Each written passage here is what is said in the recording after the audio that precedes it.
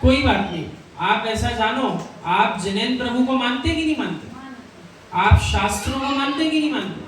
आप गुरुओं को मानती कि नहीं मानती? ये व्यवहार से मानती हो आप। जो आप व्यवहार में ऐसे भक्ति कर रही हो, भगवान की, शास्त्रों की, गुरुओं की, यही व्यवहार नहीं, यही व्यवहार नहीं। अब इस संसारी व्यवहार की बात नहीं करना, उनने हमको बुलाया था, हम उनकी शादी में गए थे, ये व्यवहार की बात नहीं चलेगी। वो संसारी व्यवहार है, उसकी यहाँ जनागम में व्याख्या नहीं करी। यहाँ जिस व्यवहार नए की बात चल रही है उसका अर्थ है सच्चे देव, शास्त्र, गुरु, इन तीन की भक्ति करो, इन तीन की श्रद्धा करो, इन तीन को अपना जीवन समर्पित कर दो, ये व्यवहार नहीं। अब निश्चय है क्या है? इन तीन की भक्ति करते करते भी इन तीन की भक्ति छोड़ के अपनी आत्मा को ध्याओ, ये निश्चय है।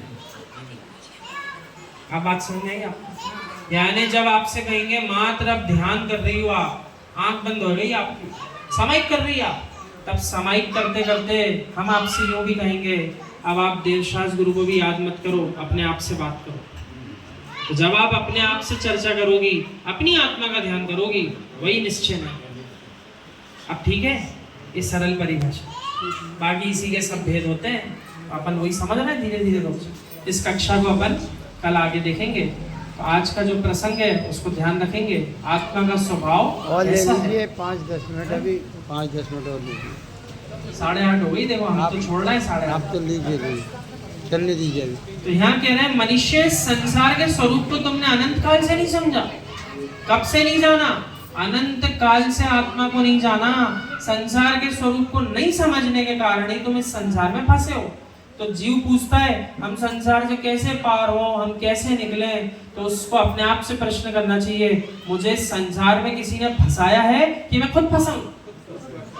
तो मैं फंसा हूं तो इसी पर्याय में फंसा हूं कि अनादिकाल से फंसा हूं? अब जीव जब अपनी गलती भी स्वीकार नहीं करेगा तो निकलने का प्रयास कैसे करेगा? और यदि निकलने का प्रयास करेगा तो अपनी गलती स्वीकार करनी ही पड़ेगी कि मैं फंसा हूं, अपनी गलती से फंसा हूं।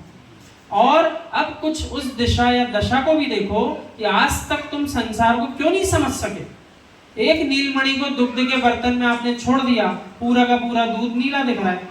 दूध नीला क्यों दिखता है? क्योंकि मणि की आभा से ये दूध नीला झलक रहा है। ऐसे ही चैतन्यमयी आत्मा इस शरीर में तो है, इसलिए शरीर चैतन्य कहला रहा है, परंतु आत्मा चैतन्य है, शरीर तो जड़ी है, उद्गल है।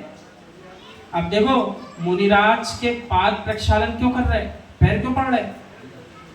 जो पवित्र आत्मा उस शरीर में विराजी है, उस पवित्र आत्मा के संयोग से वो शरीर भी पवित्र हो गया। रत्नात्रयधारी मुनिराज के शरीर को वंदना क्यों? तो रत्नात्रयधारी आत्मा की वंदना चल रही कि रत्नात्रयधारी मुनिराज के शरीर की वंदना है? जो पवित्र रत्नात्रयमयी आत्मा है वो जिस शरीर में विराजती है वो शरीर भी पवित्र हो गया, इसलिए व्यवहार से वो शरीर भी पूज्य है।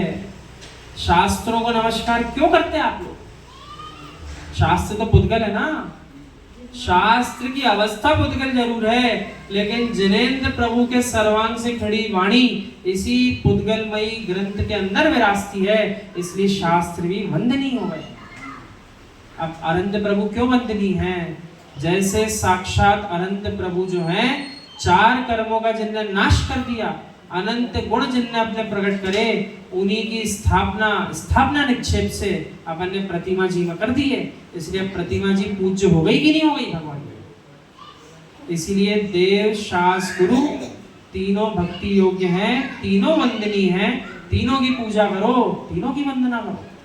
और इन तीनों की पूजा करते करते अपनी निज आत्मा की पूजा प्रारंभ कर दो। जब तक स्वयं की पूजा प्रारंभ नहीं होगी तब तक मोक्ष मार्ग भी प्रारंभ नहीं हो पाएगा। किसका? अपना खुद का, अपना खुद का। ऐसा जानो। इस प्रसंग को कल अपन आगे देखेंगे, किसी प्रकार की आकुलता नहीं होना चाहिए।